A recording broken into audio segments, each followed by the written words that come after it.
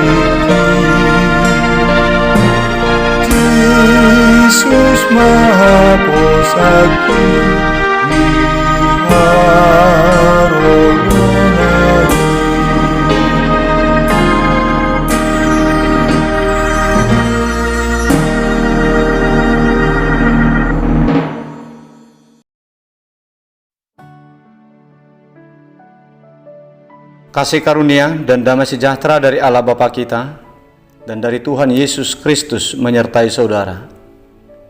Amin. Saudara yang terkasih, firman Tuhan renungan untuk kita hari ini tertulis dalam kitab Nabi Zakaria pasal 4 ayat 10 yang berkata, "Sebab siapa yang memandang hina hari peristiwa-peristiwa kecil, mereka akan bersukaria melihat batu pilihan di tangan Zerubabel. Yang 7 ini adalah mata Tuhan yang menjelajah seluruh bumi." Demikian isi firman Tuhan. Bapak Ibu jemaat Tuhan yang terkasih, salah satu dari orang Israel yang turut pulang kembali ke Yerusalem dari pembuangan Babel adalah Zerubabel. Zerubabel putra Sealtiel, cucu dari Raja Yoyakin. Dan di saat Tuhan memakai Kores, Raja Persia sebagai jalan untuk membawa pulang kembali umat Israel ke Yerusalem, maka Raja Kores mengalahkan bangsa Babel dan mengizinkan bangsa Israel untuk pulang kembali ke Yerusalem, serta turut mendukung bangsa Israel untuk membangun kembali bait suci Yerusalem yang sebelumnya sudah diruntuhkan oleh bangsa Babel. Dan sebagai ahli waris Raja Daud, Zerubabel lah yang memimpin bangsa Israel dalam perjalanan pulang kembali ke negeri mereka ke Yerusalem. Begitu juga selanjutnya, Zerubabel didampingi oleh Yosua memimpin bangsa Israel untuk membangun kembali bait suci Allah di Yerusalem setelah kepemimpinan pamannya Sesbazar yang gagal membangun bait suci Allah. Tetapi apakah mungkin karena pada masa kepemimpinan Sesbazar, yaitu paman Zerubabel, yang memimpin pembangunan bait suci, gagal karena ada hambatan tantangan, meskipun sudah meletakkan dasar bangunan bait suci itu, sehingga di saat Zerubabel sebagai pemimpin yang baru untuk melanjutkan kembali pembangunan itu, masyarakat Israel menjadi tidak yakin pembangunan itu bisa berhasil. Apakah mereka menganggap sedangkan pamannya saja tidak berhasil, apalagi Zerubabel? Bangsa Israel menjadi menganggap hina akan usaha pembangunan bait suci di bawah kepemimpinan Zerubabel, karena mereka mengandalkan pikiran mereka, karena mereka melihat kemampuan pribadi orang per orang dengan akal pikiran mereka, sehingga mereka pesimis terhadap usaha pembangunan bait suci itu bisa diselesaikan dengan baik. Itulah yang sedang terjadi pada saat itu, jemaat Tuhan. Padahal sesungguhnya seperti yang difirmankan oleh Tuhan kepada Nabi Zakaria, bahwa bukan dengan keperkasaan dan bukan juga karena kekuatan manusia membuat sesuatu itu berhasil atau tidak, tetapi oleh kuasa Tuhan. Apabila Tuhan sudah memulai pekerjaan yang baik, Dia akan meneruskannya sampai pada akhirnya. Tidak ada yang bisa membatalkannya. Pada masa itu, suatu saat Nabi Zakaria mengalami suatu penglihatan akan kandil yang terbuat dari emas, dan pada kandil itu ada 7 pelitanya, dan pohon zaitun ada terukir di dalamnya. Malaikat Tuhan menjelaskan arti penglihatan itu kepada Nabi Zakaria dengan berkata, Tuhan berfirman, bukan dengan keperkasaan dan bukan dengan kekuatan, melainkan dengan Rohku, firman Tuhan semesta alam. Mata Tuhan menjelajahi seluruh dunia, yang disimbolkan dengan 7 pelita pada kandil dalam penglihatan itu. Hal itu menyatakan bahwa Tuhan berkuasa untuk menjaga, mengawas dan memelihara Zerubabel untuk menyelesaikan pembangunan bait suci itu. Hal itu juga mau mengatakan bahwa keberhasilan itu adalah buah dari karya Tuhan, kuasa Allah yang turut bekerja di dalamnya.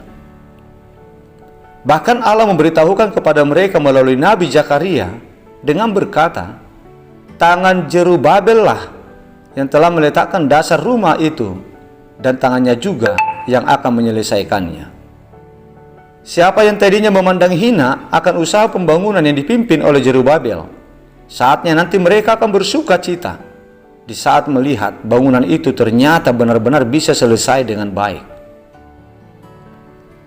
Semua pekerjaan demikian berkembang di bawah pengamatan mata Tuhan Allah. Kekuatan yang melampaui batas kemampuan manusia dijanjikan Allah kepada Yosua dan Zerubabel untuk menyelesaikan usaha yang hebat ini. Jadi jangan seorang pun memandang rendah atas Zerubabel, karena Allah tidak pernah menganggap hina permulaan-permulaan kecil. Jangan seorang pun yang menaruh celaan terhadap kelemahan manusia, karena kuasa Tuhan mampu untuk membuat dia menyelesaikan pekerjaan itu dengan baik. Bapak Ibu Saudara jemaat Tuhan yang terkasih, hal berharga yang dapat kita petik dari renungan ini adalah, yang pertama, janganlah kita menjadi orang yang pesimis dalam usaha dan pekerjaan kita. Sebab bukan kekuatan kita yang kita buat menjadi tolak ukur keberhasilan kita, tetapi kuasa dan pengawasan serta campur tangan Tuhan. Bagi Tuhan tidak ada yang tidak mungkin, asalkan kita melakukan segala hal bersama Tuhan. Oleh kuasa Tuhan yang bekerja di dalamnya, semuanya pasti mendatangkan kebaikan, dan kita akan sampai kepada tujuan. Yang kedua, apabila ada yang memimpin kita untuk membuat suatu karya yang besar, janganlah kita menjas dengan mengatakan bahwa itu tidak mungkin. Janganlah kita pesimis, apalagi menganggap hina kepadanya. Sebab oleh kuasa Tuhan Allah yang melampaui segala akal manusia, dapat membuatnya menjadi mungkin. Yang penting kita lakukan adalah percaya dan mengimani bahwa itu adalah bagian dari pekerjaan Tuhan untuk mendatangkan kebaikan kepada kita. Tuhan Yesus datang sebagai Mesias untuk membawa keselamatan yang kekal untuk kita. Kalau menurut akal dan pikiran orang Yahudi pada saat itu, dan juga orang-orang yang tidak percaya yang menganggap hina tentang itu, mereka akan mengatakan bahwa hal itu tidak mungkin. Tidak mungkin Yesus orang Nazaret, anak tukang kayu itu sebagai Mesias yang bisa menyelamatkan umat manusia.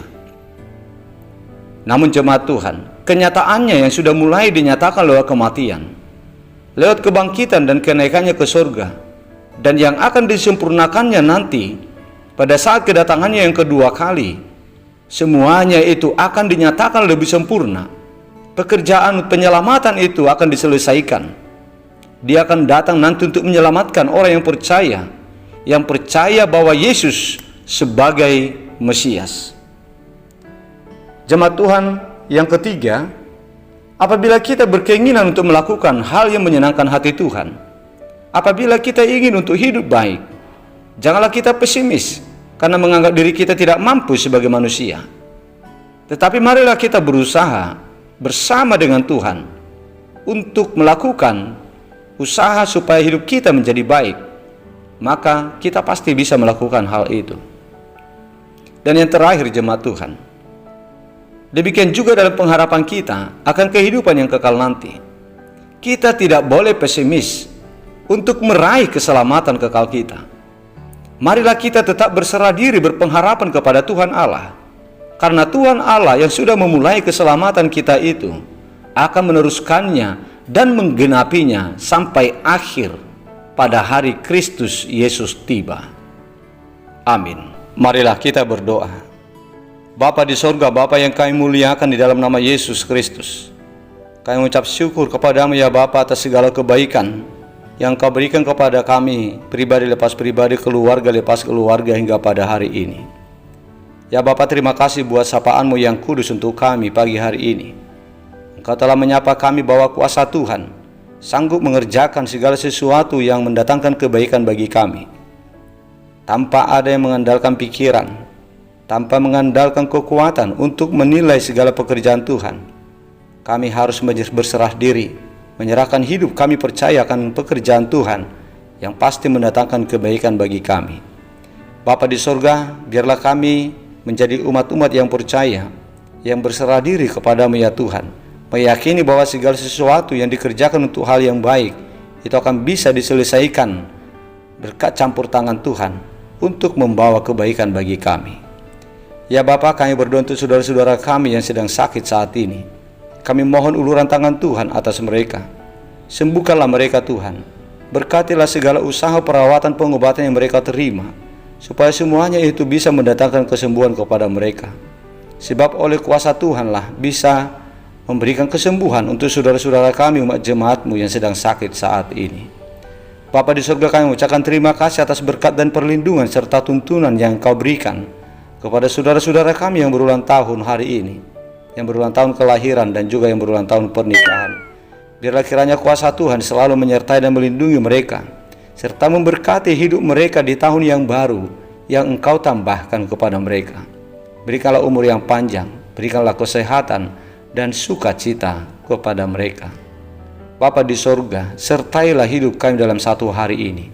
Biarlah Engkau yang selalu hadir di tengah-tengah kehidupan kami untuk memberkati, melindungi, dan memberikan keselamatan kepada kami. Berkati anak-anak kami Tuhan, berkatilah keluarga besar kami, dan kuduskanlah kami dari segala dosa yang kami lakukan, agar kami layak untuk menerima berkat-Mu. Di dalam nama Yesus Kristus, Putra-Mu yang tunggal, dengarkanlah doa kami ini. Amin.